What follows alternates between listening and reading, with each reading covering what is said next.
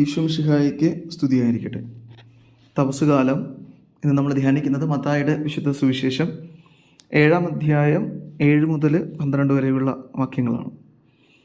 യേശുനാഥൻ തൻ്റെ ശിഷ്യന്മാരോട് പ്രാർത്ഥനയുടെ ശക്തിയെക്കുറിച്ച് പഠിപ്പിക്കുകയാണ്. അതായത് നിങ്ങൾ ചോദിക്കുന്നതൊക്കെ ദൈവം നൽകും, നിങ്ങൾ അന്വേഷിക്കുന്നത് കണ്ടെത്തും, നിങ്ങൾ മുട്ടുന്നതൊക്കെ തുറന്നു തരും. എന്നിട്ട് അവിടെ നിന്ന് കൂട്ടിച്ചേർക്കുന്നുണ്ട്, ദൈവം ഒരപ്പനെ പോലെയാണ്. മക്കൾക്ക് ആവശ്യമുള്ളത് അവർ ചോദിക്കുന്നതിന് മുമ്പേ അറിഞ്ഞ് അവർക്ക് നൽകുന്ന അപ്പനാണ് ദൈവം. ഈ ഒരു സുവിശേഷ ഭാഗം നമ്മളെ നയിക്കുന്നത് ദൈവവുമായിട്ടുള്ള ഒരു പ്രത്യേക ബന്ധത്തിലേക്കാണ്. അതായത് ദൈവം ആവശ്യങ്ങൾ അറിഞ്ഞ് മനസ്സിലാക്കി നമുക്ക് വേണ്ടതൊക്കെ നൽകുന്ന നമ്മുടെ അപ്പനാണ് എന്നുള്ളൊരു ബോധ്യത്തിലേക്കാണ്.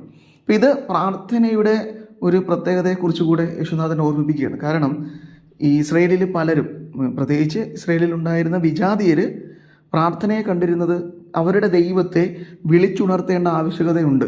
അതായത് കൊട്ടും ബഹളവും ഒക്കെയായി വലിയ സ്വരത്തിൽ അവർ ദൈവത്തെ വിളിച്ച് ഉണർത്തി കാര്യങ്ങളൊക്കെ ചോദിക്കണം, ദൈവം അങ്ങനെ ചോദിച്ചാൽ മാത്രമേ നൽകൂ എന്നൊക്കെയുള്ളൊരു വിശ്വാസ പാരമ്പര്യം ഉണ്ടായിരുന്നു. അപ്പോൾ ഇതിൽ നിന്ന് കടമെടുത്ത ചില പാരമ്പര്യങ്ങൾ ഇസ്രയേലിലെ ചില മനുഷ്യർക്കും ഉണ്ടായിരുന്നു. അവരും ഇങ്ങനെ വെളിസ്ഥലങ്ങളിൽ വലിയ ഉച്ചത്തോടും ബഹളത്തോടും ഒക്കെ പ്രാർത്ഥിച്ചിരുന്നു. അവർ പ്രാർത്ഥനയെ കണ്ടിരുന്നത് ദൈവം അവരുടെ യാചനകൾ കേൾക്കാതെ മറ്റെങ്ങോ ദൂരെ മാറിയിരിക്കുന്ന ഒരാളാണെന്നും ദൈവത്തെ അത് പ്രത്യേകം കേൾപ്പിക്കേണ്ടതായി ഉള്ളതുകൊണ്ട് ശബ്ദങ്ങളും ബഹളവും ഒക്കെ വെച്ച് ദൈവത്തെ വിളിക്കണം എന്നൊക്കെയുള്ളൊരു ചിന്താരീതി ഉണ്ടായിരുന്നു. അപ്പോൾ അതിനെതിരാണ് യേശുനാഥൻ എന്ന് പറയുന്ന ഒരു ചിന്ത.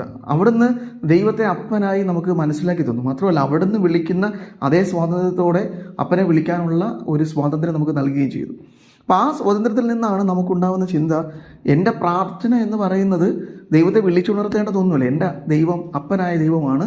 ഒരു മക്കൾക്ക് എന്താണോ വേണ്ടതെന്ന് അവനറിയാം, അവനത് നൽകും. അപ്പോൾ ഇത് മറ്റൊരു ഉത്തരം കൂടെ നമുക്ക് നൽകുന്നുണ്ട്. അതായത് ചില പ്രാർത്ഥനകൾ കേൾക്കാതിരിക്കുന്നത് നമ്മളെ സങ്കടപ്പെടുത്താറുണ്ട്. അപ്പം അതിനുള്ളൊരു ഉത്തരം കൂടിയാണ്. കാരണം ദൈവത്തിനറിയാം മകനായ മകളായ എൻ്റെ മകനോ മകൾക്കോ എന്താണ് ഞാൻ നൽകേണ്ടതെന്ന് അവനറിയാം. അതുകൊണ്ടാണ് ചില പ്രാർത്ഥനകൾ നമുക്ക് ഉത്തരം ലഭിക്കാത്തത്. കാര്യം അത് നമുക്ക് ആവശ്യമുള്ളതായിരിക്കില്ല. ദൈവത്തെ സംബന്ധിച്ച് ദൈവത്തിനറിയാം നമുക്ക് എന്താണ് ആവശ്യമെന്ന്.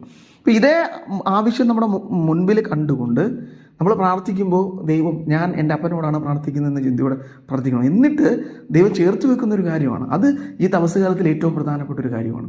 ഈ തപസ്സുകാലത്ത് ഞാൻ പ്രാർത്ഥന, ഉപവാസം, സത്കർമ്മങ്ങൾ ചെയ്യുന്നത് എൻ്റെ അപ്പനോടുള്ള എൻ്റെ ബന്ധമാണ്. ഈ ബന്ധം എൻ്റെ മറ്റു സഹോദരങ്ങളുമായുള്ള ബന്ധത്തിൽ കുറച്ചും കൂടി ഒരു വിശാലത കൊണ്ടുവരണം. അതായത് ഞാൻ എൻ്റെ ദൈവത്തോട് ചോദിക്കുന്നത് പോലെ എനിക്ക് എന്താണോ ലഭിക്കണമെന്ന് ഞാൻ ആഗ്രഹിക്കുന്നത് അത് എൻ്റെ ചുറ്റുമുള്ള മനുഷ്യർക്ക് ഞാൻ നൽകുന്ന മനുഷ്യനായി മാറണം. അത് ഒരു ബൈബിളിനെ സംബന്ധിച്ചൊരു സുവർണ്ണ നിയമമാണ്. കാരണം യേശുനാഥ് ഇത് പറഞ്ഞു വെക്കുന്നത് ഇതാണ് പ്രവാചകന്മാർ നിയമമെന്ന്. ഈ പ്രവാചകന്മാർ നിയമം എന്ന് പറയുന്നത് പഴയ നിയമ പുസ്തകത്തെ മുഴുവനുമാണ്, ബൈബിളിനെ മുഴുവനും. അപ്പോൾ ബൈബിൾ മുഴുവനും ഇതാണോ ദൈവം പറയുന്നത്?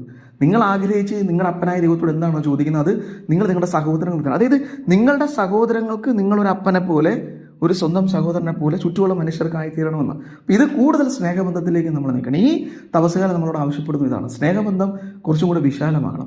ദൈവമായിട്ടുള്ള എൻ്റെ ബന്ധം അപ്പനോടുള്ള ബന്ധം പോലെ ആയിത്തീരണം, എൻ്റെ ചുറ്റുമുള്ള മനുഷ്യരോടുള്ള ബന്ധം സഹോദരങ്ങളെ പോലെ ആയിത്തീരണം. ഇത് തപസ്സുകാരിൽ നിന്ന് ആവശ്യപ്പെടുന്ന ഒരു പുണ്യമാണ്. അപ്പോൾ ഈ വചനം ധ്യാനിക്കുമ്പോൾ ഈശോ ആഗ്രഹിക്കുന്നത് പോലെ സ്നേഹബന്ധത്തിൽ കുറച്ചും കൂടെ വിശാലമായി വളരാനുള്ള ബലം കൃപ എനിക്ക് നൽകണമെന്ന് പ്രാർത്ഥിക്കാം. യേശുനാഥനെ നമ്മെ സഹായിക്കട്ടെ. ആമേൻ.